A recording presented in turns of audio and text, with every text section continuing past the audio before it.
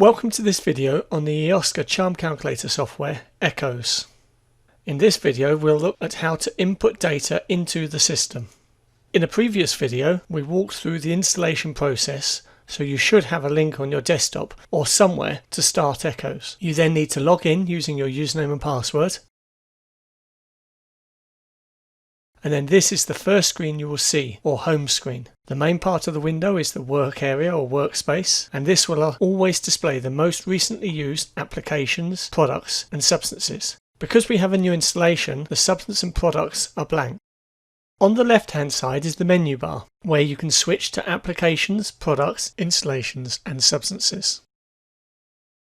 Testing is where all the information about test species, test protocols, suppliers and laboratories is held, and the admin section is where you can upload your company logo. If we select products, we can see there are currently no products in the database. You may also have noticed that the side menu collapsed to show only icons. This is to save space on the screen and give you a larger working area. Should you wish to keep the full menu bar, you can click on the arrow at the bottom and the pin to pin it in place. If we go back to the home screen and click the Applications tab, we can see that all the standard charm application algorithms are already programmed into the system. Cleaning, cementing, production, drilling and so on. We can also create user-defined applications from scratch by clicking New Application, or based on one of the standard ones by editing it and saving it as a new application. For example, site-specific scenarios. The next tab is Products. But as we have already seen, there are no products in the database yet. On the Installation tab, we just have the three standard installations currently: oil, gas and drilling. These are the default or generic installations used in charm HQ or hazard quotient assessments. Once again at the top we have the option of creating a new installation, which will allow you to generate site-specific assessments, a charm RQ or risk quotient. Now on the Substance tab we can build a list of substances or components that are used in our products. And we will come back and do that in a short while. First we will finish reviewing the tabs. Next is Testing. Here we have a series of sub-tabs across the top of the work area. Test Organisms already has all the standard test species you are likely to use, but you can add additional species here should you need to. For example, if there are non-standard North Sea organisms. Next is Toxicity Test Protocols, and again all the standard ones are already available. Some protocols are repeated with slight variations to allow backwards compatibility with the previous NEX software. Then we have Bioaccumulation Protocols and Biodegradation Protocols. In Suppliers you will want to list your supplying legal entities. These details will be used in producing a partially completed HOCNF for a product. The boxes here allow you to search and filter your data. However, as we can see, there are no suppliers listed. If we click the New Supplier button, we can fill in some details. Complete all the required fields, including a company name. The company number is for your own use. The contact details and emergency number are the ones that you put on your HOCNF form normally. Finally, click Save and Close. Let's speed things up while I input another supplier. Now we have two suppliers in the list, and I can use the filters to find the one I am after. Typing A filters the suppliers and leaves just Acme. The same filter concept works for the other fields too. The final subtab under Testing is Laboratories, and we'll quickly enter a couple of test laboratories similar to how we entered suppliers. The final main tab we'll have a look at is Admin. Here on the first subtab you can specify the company name and upload a logo. You can also register a new license when applicable. You can also manage users if you have a multiple user license. You can export your database into an Excel format for use or upload elsewhere. There is also the facility to migrate a previous database from the earlier NEX program. And finally there is the audit log. This is a very useful tool and allows you to interrogate when any value has been changed in the database. So if you find an issue, you can find out when it occurred and by which user, and allows you to correct any impacted data and to focus any training or operating procedure reviews. As with all screens, you can filter the data using the text boxes along the top. Going back to the home page, we'll select substances and start entering data for some of our components.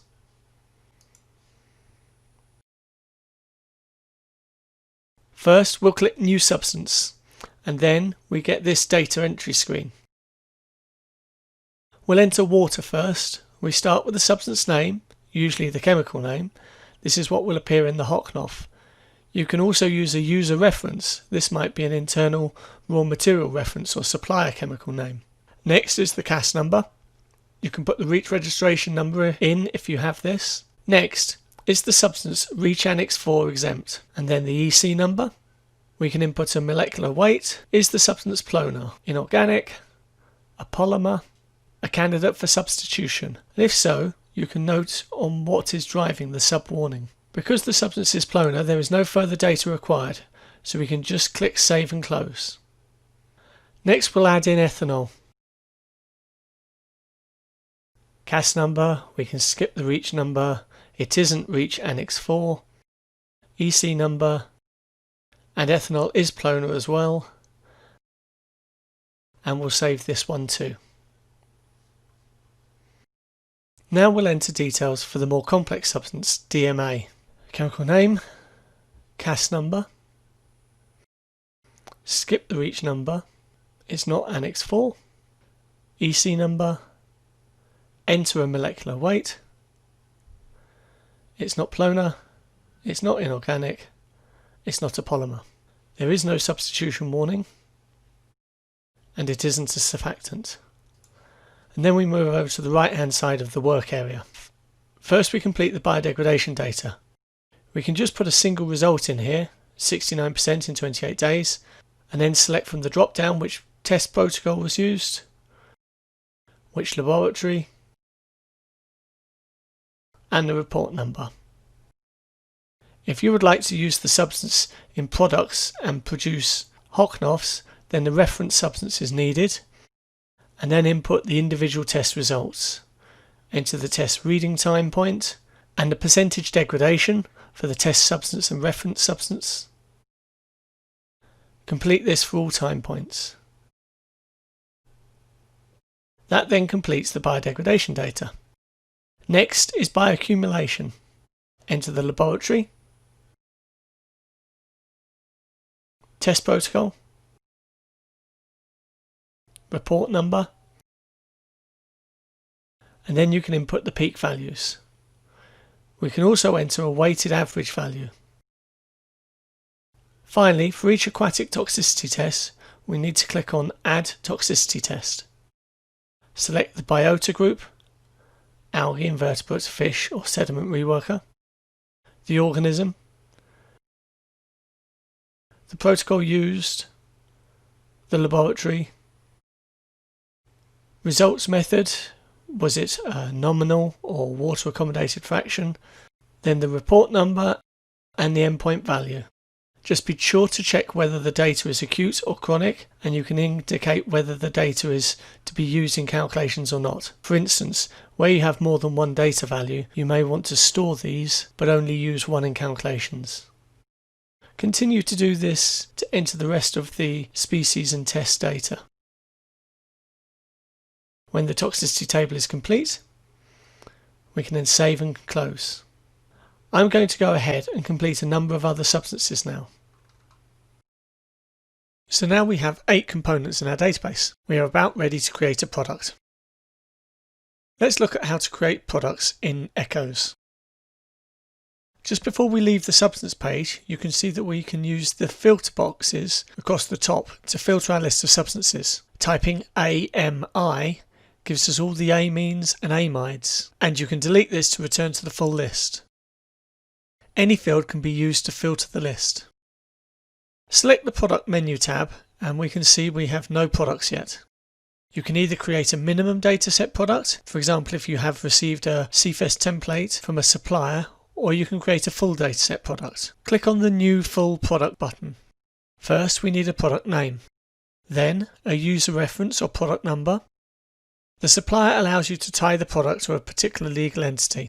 If we click on the New Substance button, we can start defining the composition of this product. Select a substance from the list of substances. Enter the percentage of the substance in the composition and click Add. Repeat the process to complete the composition of your product.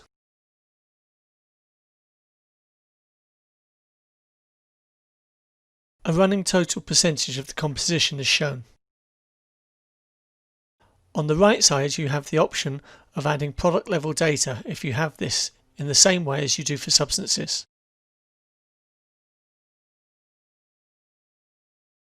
Click Save to finalise your product. Let's have a look at how to output a partially completed HOCNF form for your product, saving you time and avoiding typos and mistakes. Still on the Edit Product page, we have an option to generate HOCNF. Click this button. You have the opportunity to amend or adjust the trade name, and you need to select the supplier or relevant legal entity for this product. This is the information that will appear on the HOCNF form. If you haven't already included your company details in the Suppliers sub-tab under Testing, then you will need to add your details there. And then click Generate. The system will then generate your HOCNF form in Word format. Here is the HOCNF form, and we can see the company details have been completed in section 1.2. The table in section 1.4 will need to be completed manually because these details are not captured in ECCOS. Likewise, the fate in section 1.5 will need to be completed. In section 1.6a, however, we can see that our composition information has been populated in the table, including that ethanol is Plona. Similarly, the composition is reflected in section 1.6b, and relevant checkbox is marked. The surfactant types and fraction released are completed here. Section 1.7 will need to be completed by yourself. Moving on to part 2. Here partitioning and bioaccumulation data will appear. Section 2.3 is completed with all the details of the aquatic toxicity data that are entered in the database: algae, crustacean, fish, and in this case sediment reworker. The toxicity block is then repeated for the next component. Labs are referred to by a short name, and full details for each lab are included as an appendix after the signature page. So we can save this, add in the additional data required, and then submit it to your national authority. By having the database partly complete the form, it ensures that up-to-date data held in the database is used and that there are no errors in copying the data across. Running a hazard or risk assessment in ECCOS. If we return to the home screen, you can see now a list of recent products and recent substances, which can make the workflow quicker. Select Applications, and then I'm going to work with a standard production application. Because this is a standard template, you cannot edit the grayed out fields. If we want to make a site-specific application, then click Create from Template. We will work with the standard template to generate an HQ or hazard quotient value. Under Installation, we can select oil or gas. Then we can select the product we want to use. And then we can either enter a measured concentration in the produced water, if we have that, or, as is more typical, a dose rate or concentration in the flow. You then need to specify where the product is dosed, produced water or total fluids. Finally, click Calculate HQ, and ECCOS will calculate the values for you. You can then review the values that are returned. The worst case component, the one driving the assessment, is displayed along with the PEC, PNEC and HQ values. We can also expand the installation details and product details to see all the data for these sections. If we are happy and this is what we were expecting, we can click Generate HQ Report. This will create a PDF document reporting the HQ assessment. This has all the details of your assessment in a printable and shareable document format. The report has all the details of the installation, product, application scenario used, and the individual PEC and PNEC values that lead to the HQ result. By default, the system logo will appear on this report, but you can tailor this so that your company logo appears on the report instead. In ECCOS, go to the home screen and select Admin, or you can go directly to the Admin tab. Here there is an option for you to upload your company logo. Click Browse, find the file you wish to use, and select and save. Then we can return to the application and build our assessment again. And now when we generate the report, it has the company logo we selected in the header. We hope this tutorial video has been useful. If so, please give us a thumbs up below and share it with your colleagues. We would also love to hear from you if there are any other topics or aspects of the software you would like covered in a future tutorial video. Thanks for watching.